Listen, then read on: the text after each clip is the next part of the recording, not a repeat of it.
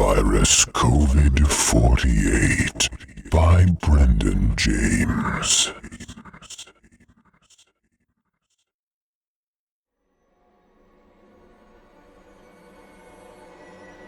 The newest strain of coronavirus, Covid-48, turns the infected into wheezing, spluttering zombies, intent on cannibalizing anyone with an unclean bumhole.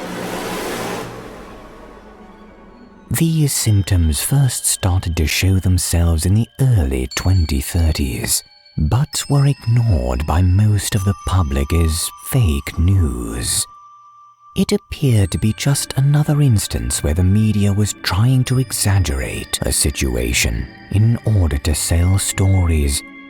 However, as the crisis loomed, for some it became clear that the global supply chain could not function much longer.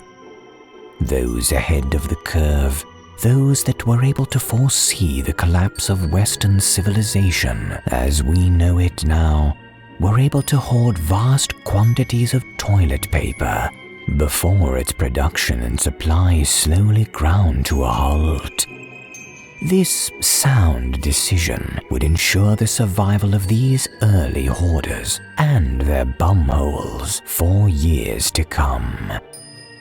Others were not so lucky. They were forced to clean themselves with their hands, use a reusable wiping tool such as a washcloth over and over, or, God forbid, use a bidet like the French or the Japanese. These people, washers as they came to be known, were quickly shunned. Families turned on themselves, brothers turned against brothers, sisters turned against sisters, parents against their children. Seen as wretched, vile, and inhuman, washers were thrown out on their ears and forced to wander. Their bumholes had simply become a dangerous liability.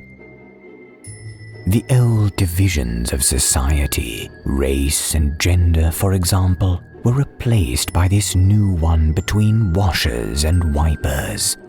As the great exodus of the washers occurred, wipers forged communities based upon a new faith.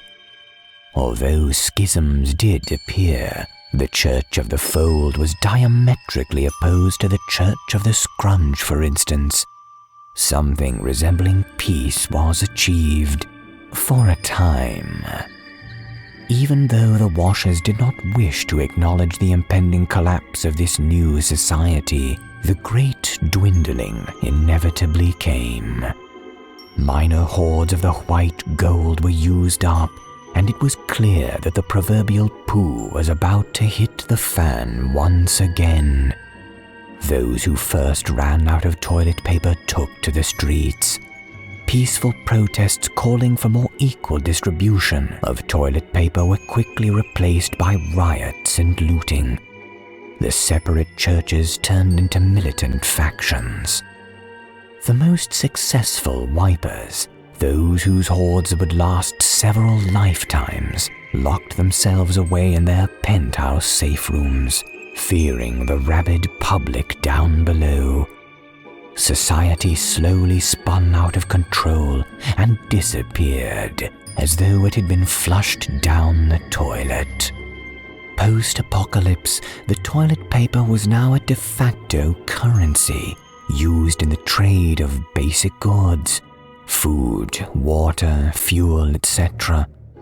One sheet will allow you to survive for a day. A roll will allow you to live comfortably for a month. A packet, and you can become something of a warlord. You keep this history in mind as you trundle through the barren wasteland stretching out before you. The burnt-out husks of the dead trees dot the horizon. Soil turns to ash under your bare feet.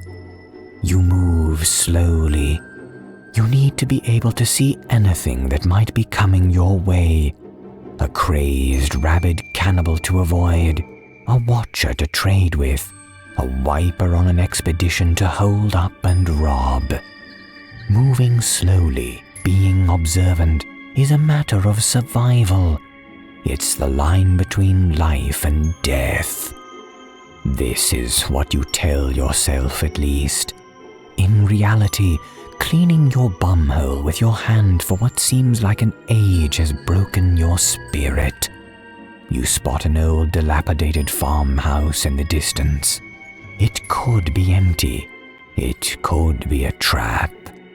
You get down on your belly and crawl through the long grass for what seems like hours until you reach the back door. Now on your feet, you use the tip of your pipe gun to slowly push the old fly screen open. You enter through the kitchen. Cabinet doors have been pulled off their hinges. Chairs have been turned over violently, smashed against the walls. The place has been ransacked. It's always the same. At least you could use this old farmhouse as a shelter. For a day, maybe 2 or 3. As you enter, you hear the floorboards underneath your feet creak. With your rusty pocket knife, you slowly lift up old linoleum, careful not to trip a wire. Once you get the lino out of the way, the latch of a trap door can clearly be seen. The last raiders, in their fervor, must have missed the creaking floorboards as they ran out of the door. You open the trap door and see a ladder down into the depths of the house. A basement or bunker of some kind. After a moment of thought, you decide to descend. With each step you take down the ladder, a thick, putrid stench emanating from the bottom becomes stronger and stronger. You finally hit the bottom. It is pitch black, so you use your old Zippo to light the area.